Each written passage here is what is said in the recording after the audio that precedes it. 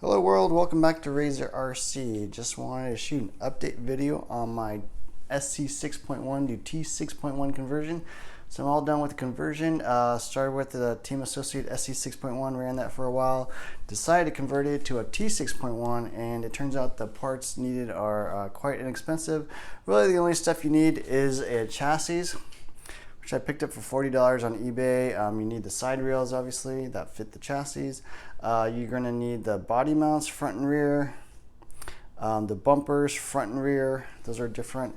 And then the last thing you probably wanna look into is getting some of these battery foams here on the chassis. Those just basically keep the battery all the way off of the chassis and provide a little cushioning. In addition to that, obviously you'll need to pick whatever body you want if you don't already have one, and then wheels and tires, of course. But yeah, altogether it was fairly inexpensive. I already had wheels and tires, so the rest of it cost me somewhere around, I think, $90 or so.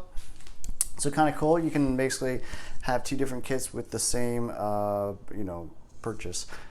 So the conversion overall took me about an hour. It's fairly straightforward. You just gotta bolt the side rails onto the new chassis, take out the front end, take off the rear end, mount those on, move the electronics over, and that's pretty much it. Other stuff you'll need is a couple of screws. So the front shock screws here, I think they're 22 millimeters on the SC6.1 because there's a little body body post mount thing here. And then so the T6.1 uses 20 millimeter screws. And then on the rear end, depending on whether you run forward mounted shocks or rear, if you use the forward mounted shocks, it's supposed to already have 4 18 millimeter screws here to basically mount this wing mount.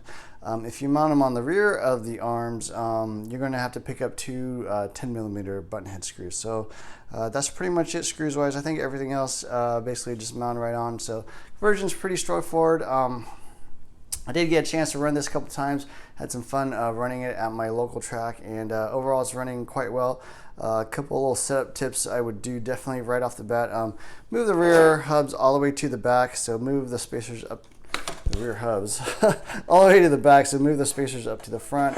And then if you're on high traction surfaces, I would definitely go with the forward mounted shocks on the rear end. The only problem I had with that was that I needed to basically space these shocks out a little bit, so I put a 1 millimeter spacer here on the arms because it was just basically kind of pressing up against the arm and not allowing it to sit freely there on the shock tower. And that's pretty much it. Yeah, so that's my conversion. Having a lot of fun so far, and we'll definitely be doing a review of this kit later as soon as I get some more time on it. So thanks for watching. Please like, subscribe to my channel as always. Hit the subscribe button. Hit the add notifications button, share with your friends, and that's it for now. Take care.